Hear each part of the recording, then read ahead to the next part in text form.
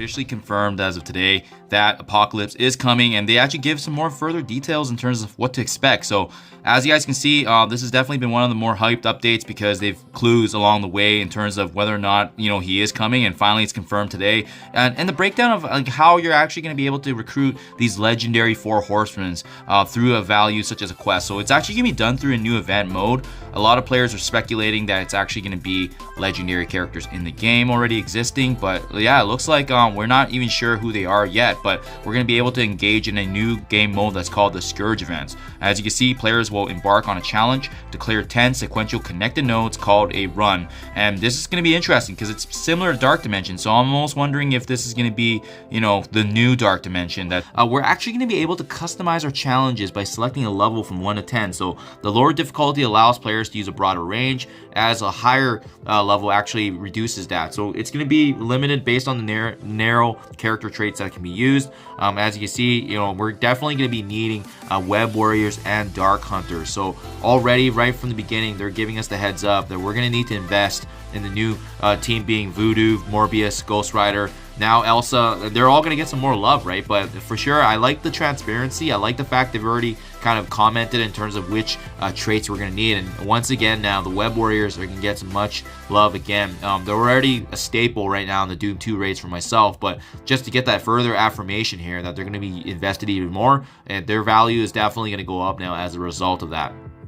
Now, that being said, with this event, you guys, this twist is that players are also going to activate a variety of effects that's called Scourges. So that's where the naming is going to come from. It's going to either bolster enemy teams, or it's going to cause detrimental effects to our team. So we're going to get access to that to be able to actually trigger it on or off to activate for a run. So that's going to be an interesting dynamic to activate. But they give us a sense here right now, as you can see, and how it's going to look, right? And you can see here as well that it shows you the Scourge level and the little tokens that we're going to actually be able to get as a result of it. So it looks like this is a very neat feature that's going to be implemented. Looks interesting for me. I like change. I like this. Is going to definitely add excitement, much needed right now in this game. And as you can see, though, the downside is these Scourge events are going to be only active for 10 days. So we're going to get 5 days each time it occurs afterwards. So kind of similar to a legendary event where generally it runs longer for the first time it's ever run, and then afterwards there's only going to be 5 days. So they're trying to make the most of it by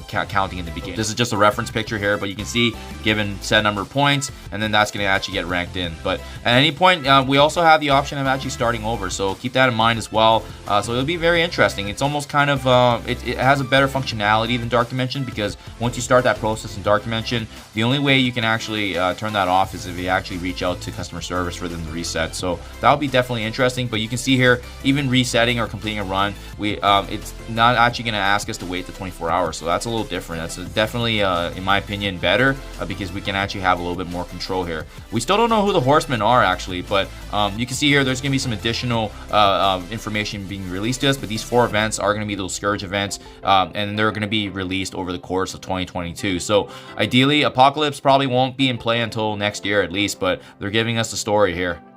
So you can see here, just to even tease us a little bit more, they're saying it can actually be anyone. So we'll definitely keep things exciting. I'm sure it's going to be characters we either have in the game already or maybe new characters entirely, but for sure there's going to be some overlay.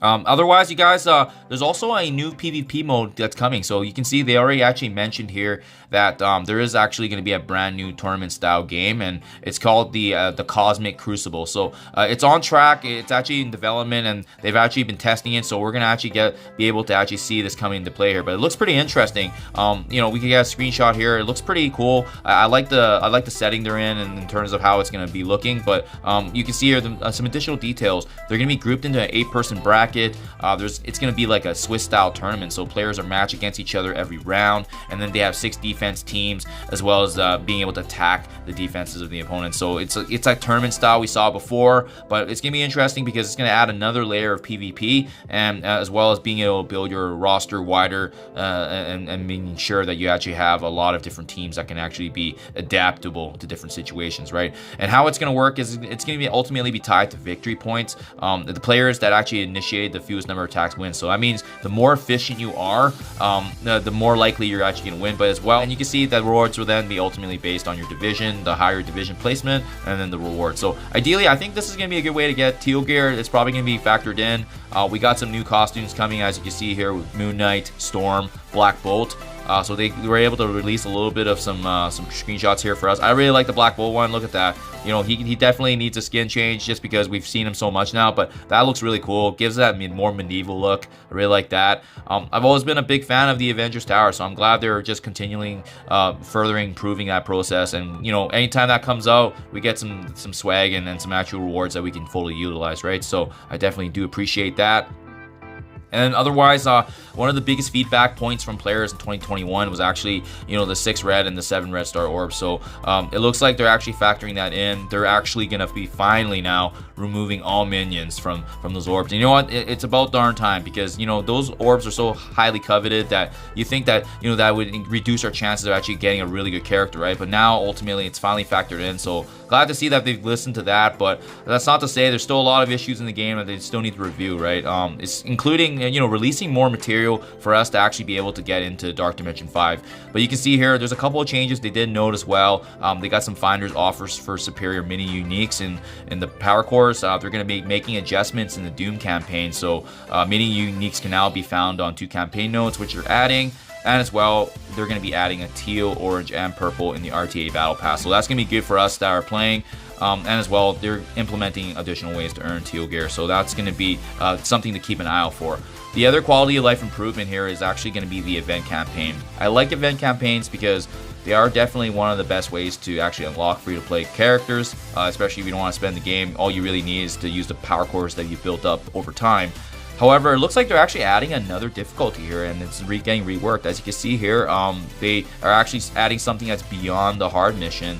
That's going to ideally take possession, so it becomes basically the new hard. But you can see here, by doing so, they're not actually going to be able...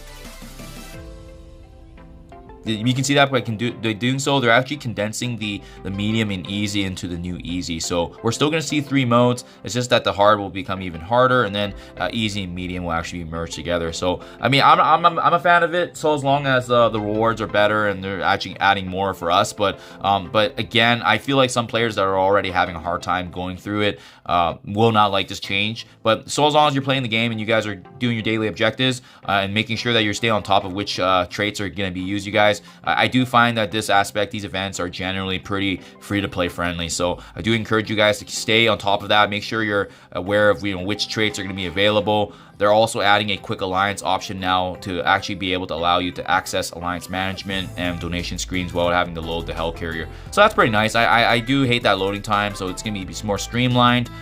There's an advanced option to hide save squads, so that way you know, you can actually streamline that in that process better.